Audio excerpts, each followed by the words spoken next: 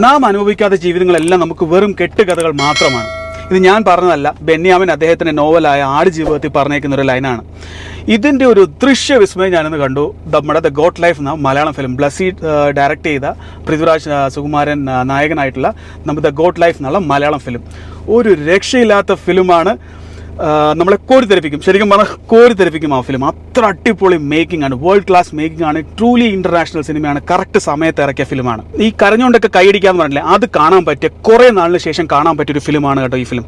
എനിക്ക് തോന്നുന്നത് ഇത് മലയാള സിനിമയിൽ ഒരു ചരിത്രമായി മാറും. ഞാൻ ഇതുവരെ ഈ ആടുജീവിതം എന്നുള്ള നോവൽ വായിച്ചിട്ടില്ല കേട്ടോ, പക്ഷേ ഇത് കണ്ടപ്പോൾ അത് വായിക്കാനുള്ളൊരു ത്വര വന്നിട്ടുണ്ട്, അത് വായിക്കണം. ഇതിൻ്റെ ഫസ്റ്റ് ഷോട്ട് കാണുമ്പോൾ നമുക്ക് മനസ്സിലാകുന്നത് എങ്ങോട്ടാണ് ഈ ഫിലിം പോകുന്നത്. അത്ര കോൺഫിഡൻ്റ് ആണ് ആ ഫസ്റ്റ് ഷോട്ട് പോലും. അപ്പോൾ ആ ഫസ്റ്റ് ഷോട്ട് മുതൽ നമ്മൾ ഫുള്ളി ഇൻറ്റു ആ ഫിലിമിലായി പോകുമ്പോൾ അടിപൊളിയായിട്ട് പിന്നെ എൻജോയ് ചെയ്യാം. ഇതിനകത്ത് കാസ്റ്റിൻ്റെ കാര്യം പറയുകയാണെങ്കിൽ പൃഥ്വിരാജ് സുകുമാരൻ ഞെട്ടിച്ചു. പുള്ളി ശരിക്കും പറഞ്ഞാൽ ഈ ഫിലിമിനോട് 100% നീതി പുലർത്തിയിട്ടുണ്ട്.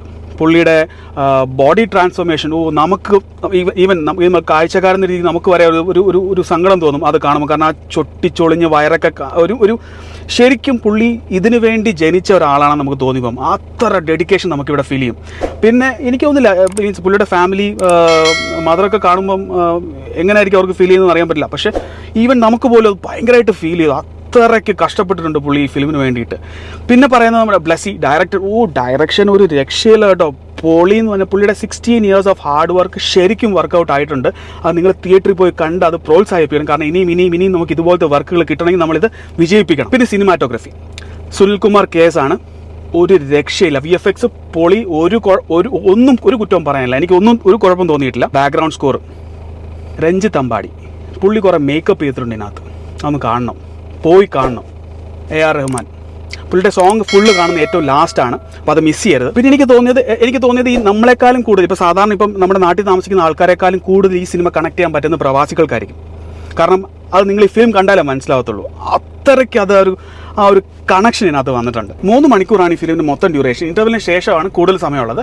പക്ഷേ ഈ 3 മണിക്കൂർ ഉണ്ടെങ്കിലും പേഴ്സണലി എനിക്ക് ലാഗ് ഒന്നും തോന്നിയിട്ടില്ല. ഇപ്പം നിങ്ങൾക്ക് എങ്ങനെയാണെന്ന് എനിക്കറിയില്ല, പക്ഷേ എനിക്ക് പേഴ്സണലി ഒന്നും തോന്നിയിട്ടില്ല. ഇതിലെ കാസ്റ്റ് എല്ലാം നല്ല സൂപ്പറായിട്ട് അഭിനയിച്ചിട്ടുണ്ട്. മീൻസ് ആരെയും കുറ്റം പറയാനില്ല ഇതിനകത്ത്. എല്ലാവരും അവരവരുടെ പാട്ട് നല്ല 100% ഡെഡിക്കേഷനോട് ചെയ്തിട്ടുണ്ട്. അതാണ് ഈ ഫിലിമിനെ വേർതിരിച്ചെടുക്കുന്നത്. കാരണം നമ്മുടെ ചാനലിൽ അങ്ങനെ മൂവി റിവ്യൂസ് ഒന്നും നിങ്ങൾ കണ്ടിട്ടുണ്ടാവില്ല. ബട്ട് ദെൻ ഇത് കണ്ടതിന് ശേഷം ഇതിൻ്റെ ആ ഒരു ത്രില്ല് പറയുമ്പോൾ തന്നെ ഒരു രോമാഞ്ചം വരുന്നത്. ആ ഒരു ഫീൽ നിങ്ങളിലോട്ട് എത്തിക്കാൻ വേണ്ടിയിട്ടാണ്. എത്ര പേര് ഈ വീഡിയോ കാണുമെന്ന് അറിയില്ല, പക്ഷേ കാണുന്നവർക്ക് ആ ഒരു ഫീൽ എത്തിക്കാൻ വേണ്ടിയിട്ടാണ് നമ്മൾ ഈ വീഡിയോ ചെയ്യുന്നത്. ഇതിനകത്തൊരു സീനുണ്ട്, അതായത് ഈ നജീബ് എന്ന ക്യാരക്ടർ കരയുമ്പോൾ ഒരു ആട് വന്ന് സമാധാനിപ്പിക്കാൻ വരുന്ന പോലത്തെ അതൊക്കെ ക്ലാസ്, ഒരു രക്ഷയില്ല. നമുക്ക് ശരിക്കും നമ്മുടെ കണ്ണൊക്കെ നിറഞ്ഞു, നമുക്ക് കണ്ണ് നിറഞ്ഞ് കൈയടിക്കുന്ന ഒരു സിറ്റുവേഷൻ വരെ ഉണ്ടായിട്ടുണ്ട് ഈ ഫിലിമിൽ. മൊത്തത്തിൽ പറയുകയാണെങ്കിൽ ഇതൊരു മസ്റ്റ് വാച്ച് ഫിലിമാണ്. ഇതിനകത്ത് പക്ഷേ ഈ കാസ്റ്റ് ആൻഡ് ക്രൂ ഏകദേശം ഒരു 16 years ഓഫ് ഹാർഡ് വർക്ക് ഇതിനകത്ത് വന്നിട്ടുണ്ട്. പ്രത്യേകിച്ച് ബ്ലസ്സി ഡയറക്ടർ ബ്ലസ്സി. അപ്പം അദ്ദേഹത്തിൻ്റെ ഒരു ഹാർഡ് വർക്കും ആ ഒരു ഡെഡിക്കേഷനൊക്കെ കറക്റ്റായിട്ട് നമുക്ക് ഈ ഫിലിമിന് എടുത്ത് കാണാൻ പറ്റുന്നുണ്ട്. പിന്നെ ഇനി ഞാൻ പറയുന്നത് ഇപ്പം ഈ പല ഏരിയാസ് നമ്മൾ പറഞ്ഞു. അപ്പോൾ നല്ല അടിപൊളിയായിട്ട് ചെയ്ത കുറേ ഏരിയാസ് ഉണ്ട്. അപ്പോൾ നാഷണൽ അവാർഡ് ഷുവറായിട്ട് നമ്മൾ പ്രതീക്ഷിക്കുന്നുണ്ട് ഈ ഫിലിമിന്.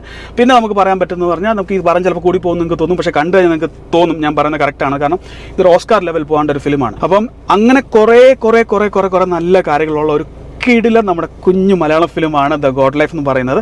അപ്പം ഈ OTT മൊബൈലിലൊന്നും കാണാൻ നിൽക്കാതെ തിയേറ്ററിൽ പോയിട്ട് അതിൻ്റെ ഒരു ഫീൽ നിങ്ങൾ കാണണമെന്ന് ഞാൻ റെക്കമെൻഡ് ചെയ്യും. അപ്പം അത്രേ ഉള്ളൂ നമ്മുടെ വീഡിയോ. നമുക്ക് നെക്സ്റ്റ് വീഡിയോ കാണാം. അതുവരെ ടേക്ക് കെയർ ആൻഡ് ബൈ.